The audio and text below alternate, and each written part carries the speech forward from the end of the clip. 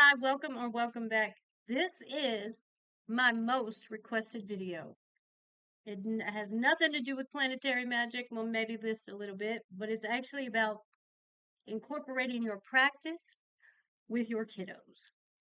Now, if you know my history, I have a whole list prepared. Now, if you know my history, you know that I was raised with a witch and a high priestess in the South. So you already know. If you don't, look it up. And then, unfortunately, when my grandmother crossed over, I had to go live with my dad and my stepmother, which were and are Pentecostal ministers. So everything I was taught that was sacred, I was then told was evil. So here's a list that I have compiled of different things that I do and that you can do to incorporate your practice with your kiddo. So let's get started. Compiled a list, and then I'm going to recommend some books at the end that are really good. There's also a tarot deck specifically for kids. Now, my daughter has a tarot deck, and it's not for kids, but the imagery is really simplified, and she's learning the suits and all of that stuff of tarot. So, what I first started doing to incorporate my practice and include my kids is just do it in front of them without hiding. I didn't shy away from doing rituals, from speaking intentions out loud, lighting candles, kind of letting her help me with some of my altars. We have a Yule altar in my house. We have a solar altar. We have I have a personal altar, and then my daughter has her own personal altar that I let her do what she wants on it. Sometimes there's broken wax in a specific tarot card. Sometimes it's a doll. I'm not sure if she's hexing somebody that I don't know about. I'm only halfway getting. There's candles with the little batteries in them. Let me say this first. Please never underestimate or take for granted the curiosity of your children. With the flame of the candle, with the little red glowy light on the end of the incense. Please, safety first. Please take precautions and teach them about safety when it comes to fire and incense.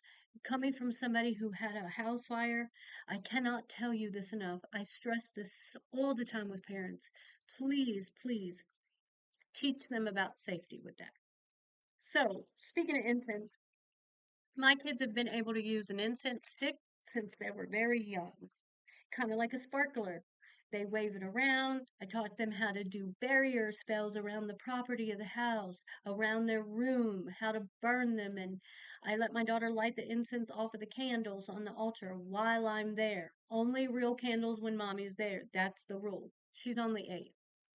But crystals are a really good way, different colors, different correspondences. When they need courage for a test, tiger's eye. When they need a little bit of peace, amethyst. When they have a test or when they're having bad dreams, there's tiger's eyes are very good for kids. Sigils. Sigils are in my kids' rooms, in their backpacks.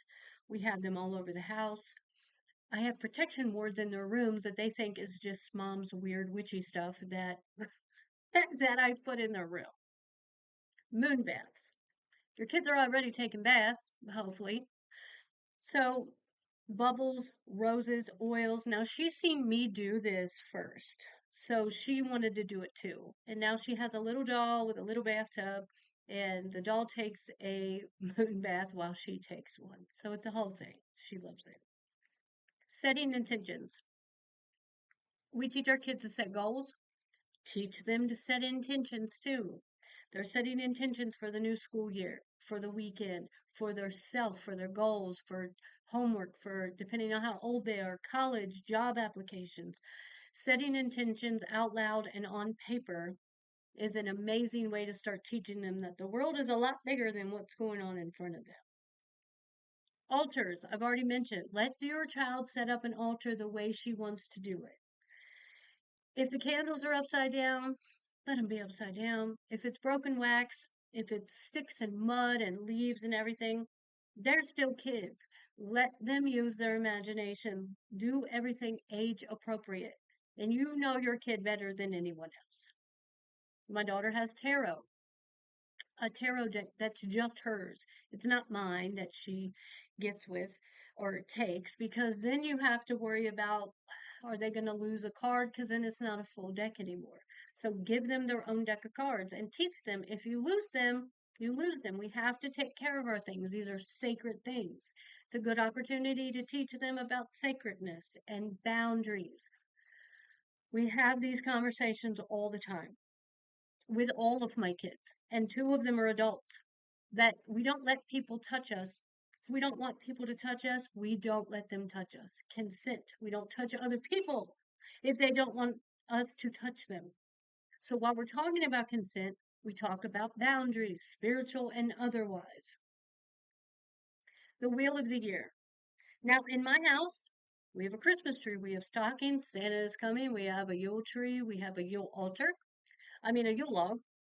We have an altar for Yule. We have an intention wish box. We have um, the decorations that I did a video on here about the little oranges and cinnamon sticks that we bake the orange slices. We have a combination of things. What we've also done, my husband's sister-in-law, my sister-in-law, his brother's wife is Jewish.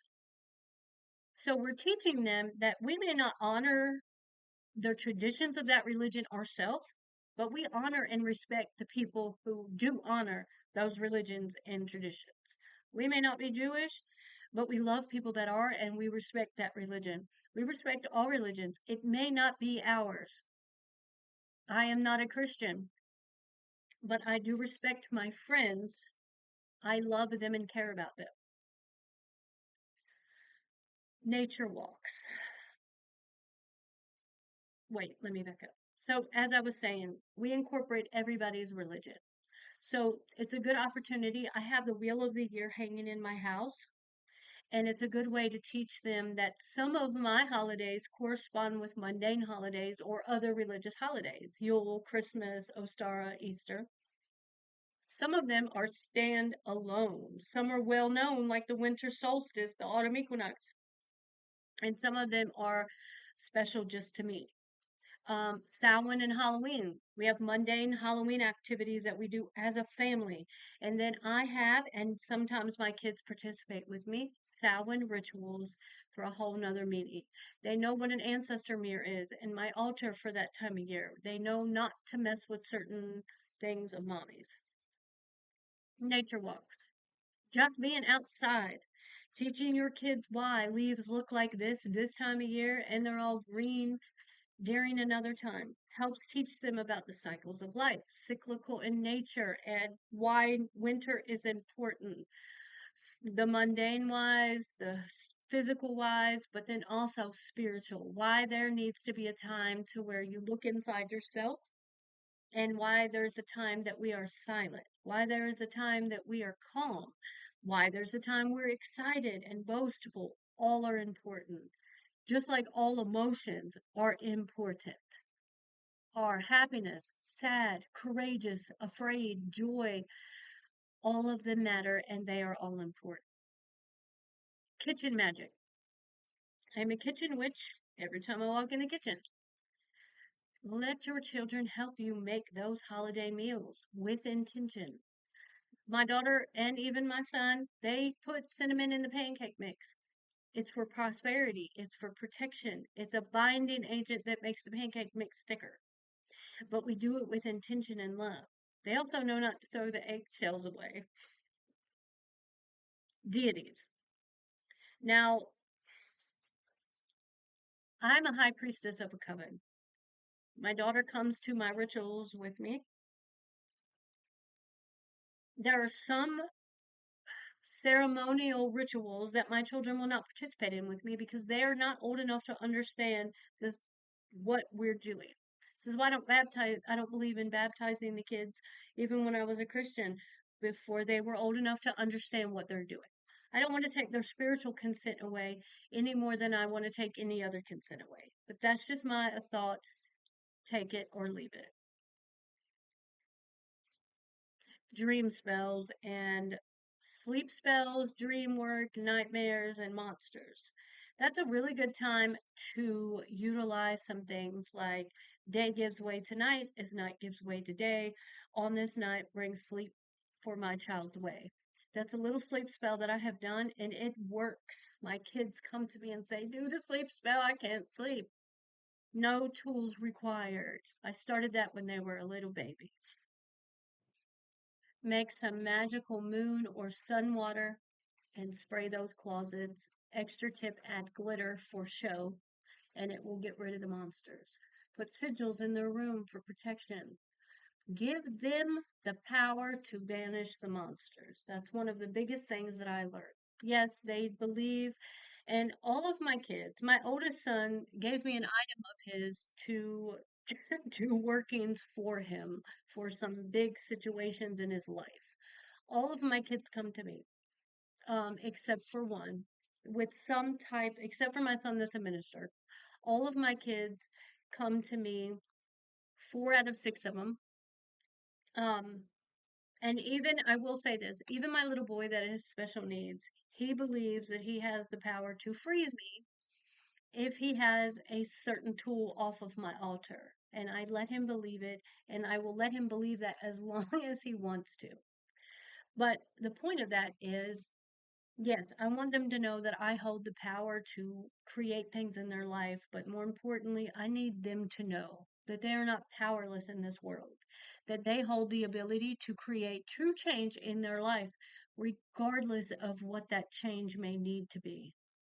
Their voice for confidence, for joy, for abundance, for intention, for holding the magic within. I say that at the end of every video because I'm hoping that it will spark and ignite some type of desire within you that you are overly and abundantly magical. If you watched my birthday ritual or my birthday magic video, that is your own personal solar return. The universe and the sun must align exactly the way that it was the day that you came into this earth. It is not by chance or accident that you were put on this earth. You were put here for a reason and a purpose, and a big one, not just a little one. Now, we also talked about the energetic field in that video to where, and quantum physics back this up. Science proves this, that we all have a biofield, an energetic field around us. And when you start to go around people to where you feel off, that means that their energy is not aligning with your energy. Teach your kids what that feels like, what that looks like. Teach them about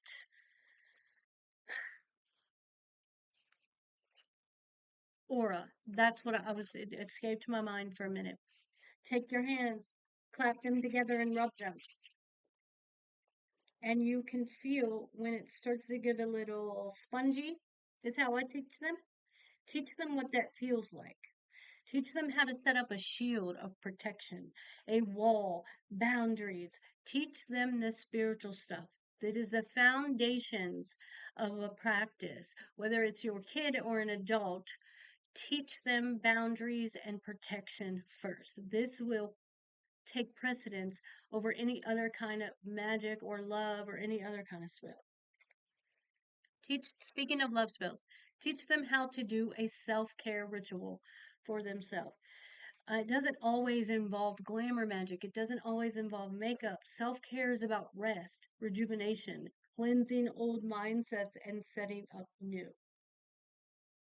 So, I hope that this has helped.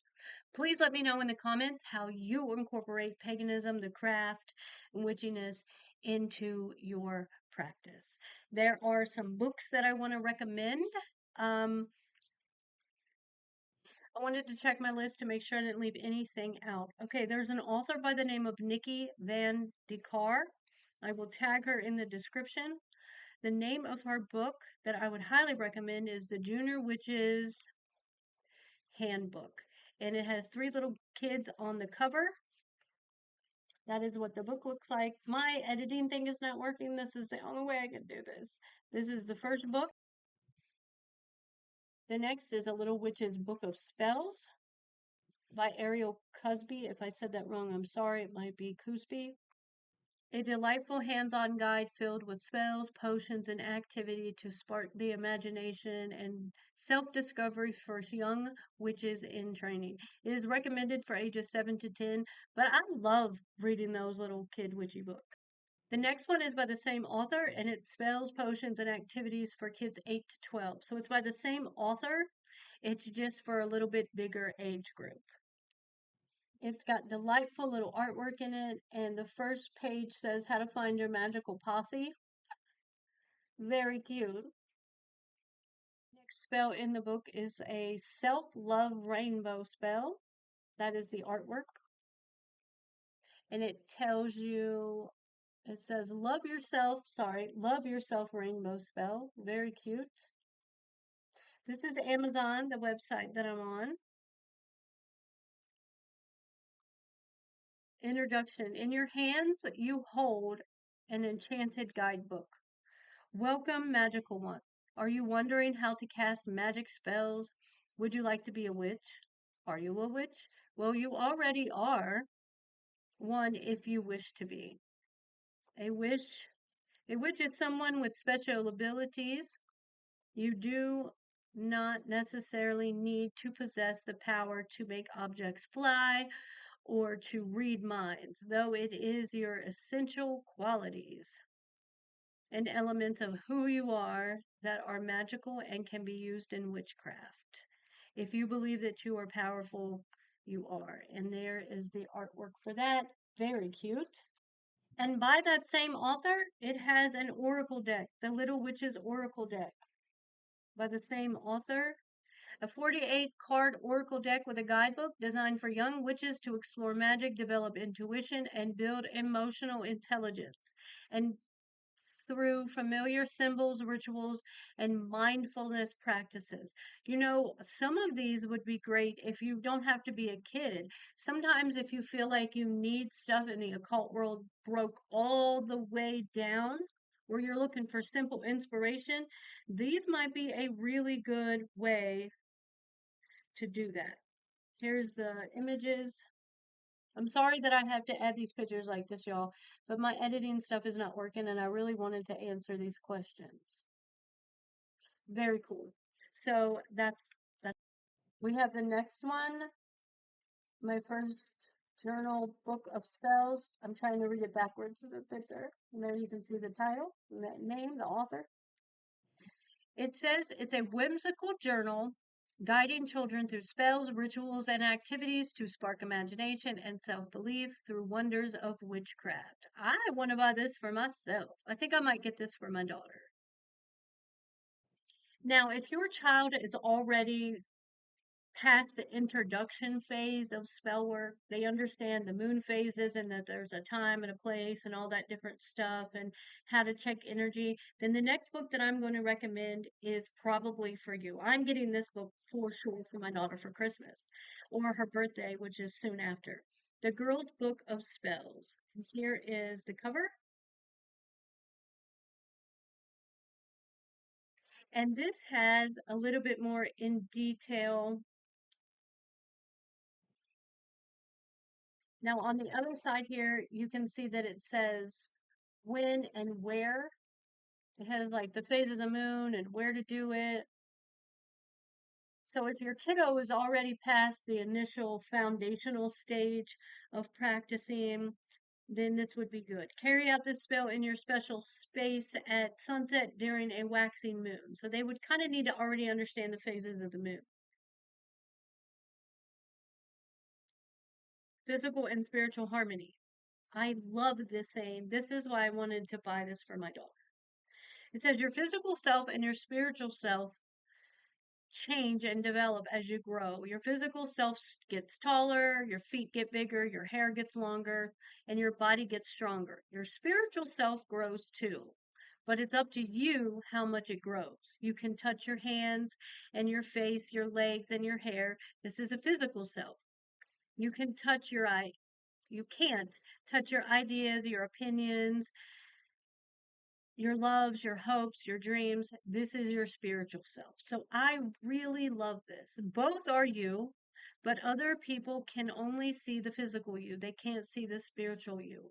Your body stops growing when you reach a certain age, but your spiritual self never stops growing. It continues to grow until you decide that you're done. See, I really love that because it's it's that is the easiest way to break that down. Making spells happen. By now you know that to make spells happen, you need some materials, the right words, and you need by now you know that make to make a spell happen, you need some materials, the right words, you need the correct place and time. All these things are the job of the physical self, but the most important part of making spells happen is the place inside of you, and this is the job of your spiritual self. I love this. Teaching somebody, kid or otherwise, to align your spiritual self with your mundane self is a big feat. And if I found this in a book for my daughter, then I am overly joyed. Okay, I'm not going to take up any more of your time today. Thanks for watching. I hope that this has inspired you a little bit. Blessed be. The magic is within you and your kiddos. Blessed be.